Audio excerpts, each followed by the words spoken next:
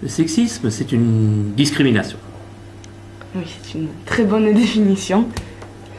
Le sexisme, pour moi, c'est une discrimination qui est faite en fonction du sexe de la personne, en fonction si c'est un homme ou si c'est une femme. Une discrimination, c'est une différence. Bon, après, il faut bien dire que le plus souvent, quand même, c'est en règle générale en défaveur de la femme. Et là, j'essaye de ne pas faire de sexisme, justement. Le sexisme, c'est distinguer l'éducation qu'on réserve aux garçons, aux filles, faire une différence notoire entre le comportement qu'on accepterait chez une fille et qu'on refuserait à une fille et qu'on accepterait chez un garçon. C'est donc, oui, traiter différemment les gens par rapport à leur sexe.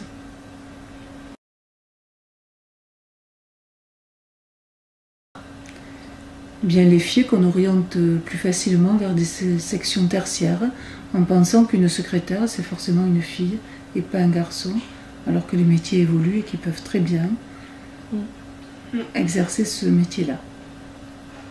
On peut peut-être en retenir quelques-unes. Je ne sais pas, par exemple, certaines filières qui sont dans l'esprit des gens, souvent peut-être plus destinées aux garçons, comme les filières industrielles.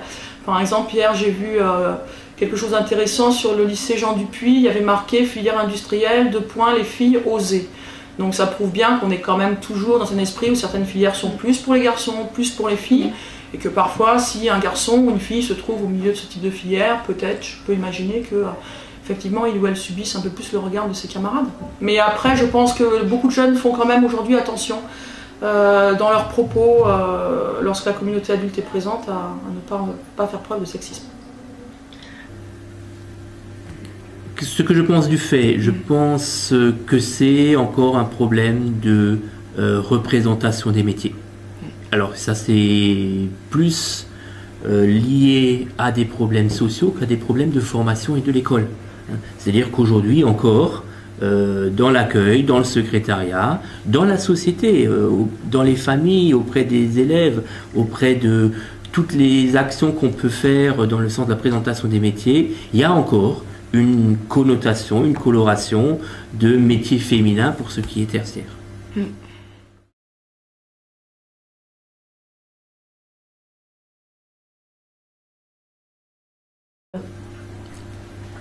Je ne suis pas pour l'obligation de la jupe.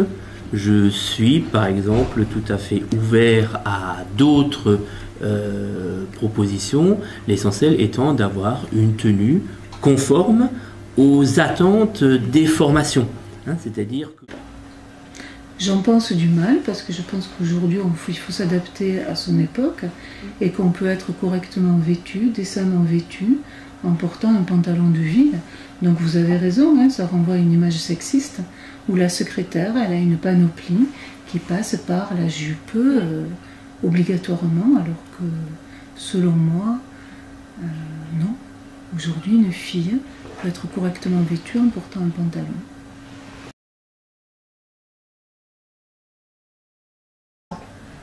Alors il n'y a pas si longtemps, le marathon était interdit aux demoiselles ou aux madames, je ne sais plus comment on doit dire maintenant.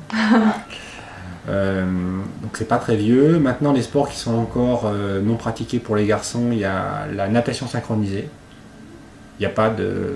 Si on veut faire la natation synchronisée, il faut être forcément une fille. Chez les filles, le décathlon. Le décathlon est encore interdit, donc elles font de l'heptathlon. Donc au lieu de faire 10 épreuves, elles en font 7. Alors qu'elles sont largement capables d'en faire 10. Parce que là, au niveau physique, peu importe, on pourrait en faire 10, 12, 15. Donc il y a encore des épreuves qui sont faites en fonction des sexes. C'est quand même bizarre. Et ça évolue quand même, petit à petit. Mais il y a quelques temps, il y a une cinquantaine d'années, il y avait plein de sports qui étaient interdits aux filles. Elles ne pratiquaient pas. Mais dans la fédération, ce n'était pas reconnu. La perche, c'est très très récent. Ça a une quinzaine d'années le saut à la perche. Voilà. Pour votre génération, c'est évident, tout le monde saute à la perche, mais ça ne l'était pas. Comme on voit pas beaucoup de filles qui jouent au rugby ou au foot, on en voit... Alors, il y en a, mais si vous voulez faire de la natation synchronisée et que vous êtes un garçon, c'est pas possible. Et si vous voulez faire du décathlon quand vous êtes une fille, ça reste pas possible aussi. Donc c'est quand même bizarre, effectivement. Alors que dans les deux cas, on peut faire. Il n'y a aucun interdit et la GR, chez les garçons, ça n'existe pas non plus. Voilà.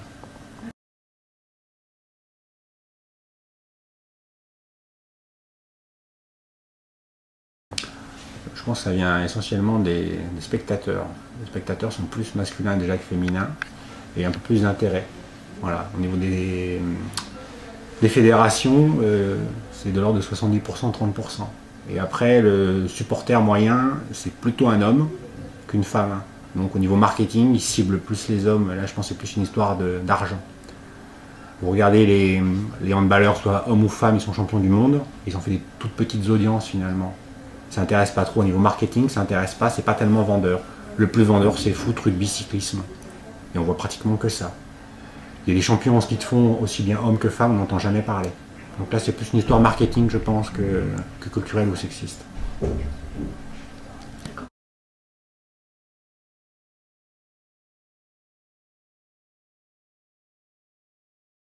Là encore, parce que le métier de cuisinier, de chef, sait bien faire la cuisine, l'homme, le chef cuisinier, alors que la femme, c'est plutôt la popote au quotidien. Celle qui se farcit aussi les courses, l'éducation des enfants, ça reste encore vrai, même si parfois les tâches deviennent de plus en plus partagées. Il y a aussi des femmes chefs, et nous avons dans les ateliers des élèves filles dans les formations cuisine qui fonctionnent très bien.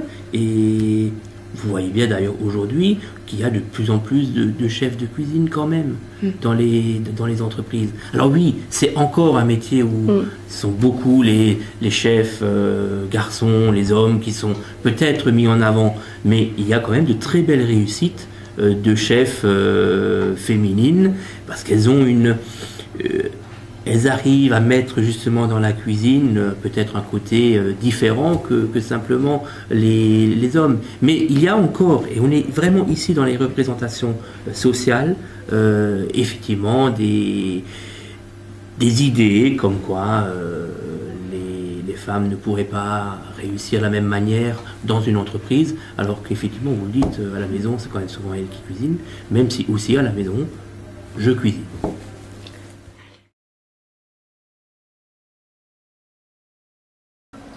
Je pense qu'elle cible la réalité du sexisme aujourd'hui et qu'il faut être très vigilant, et je dirais très vigilante, nous les filles et les femmes que vous allez devenir, parce que je pense qu'on pourrait assister à une régression de tout ce qu'on a pu obtenir comme droit des femmes, et qu'on essaie de plus en plus de reconfiner la femme dans une tâche ménagère, domestique, alors qu'en fait, pourquoi toujours les femmes?